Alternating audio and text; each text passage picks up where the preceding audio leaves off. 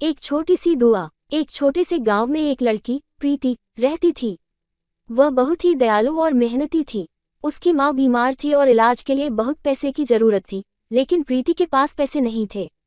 एक दिन प्रीति गांव के मंदिर में गई और भगवान से अपनी माँ की बीमारी ठीक करने की दुआ मांगी।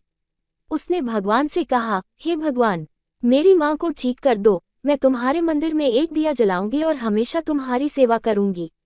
प्रीति की आंखों में आंसू थे, लेकिन उसकी उम्मीद मजबूत थी। अगले कुछ दिनों में एक अजनबी आदमी गांव में आया। उसने प्रीति की मां का इलाज कराया और उनकी सेहत में सुधार हुआ।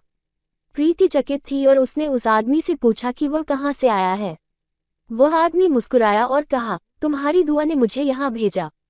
वह आदमी अचानक गायब हो गया और प्रीति को समझ में आया कि भगवान ने उसकी प्रार्थना सुनी थी। उसकी मां ठीक हो गई और प्रीति ने हमेशा भगवान के प्रति अपनी श्रद्धा बनाए रखी। सिख, विश्वास और उम्मीद से बड़ी कोई शक्ति नहीं होती।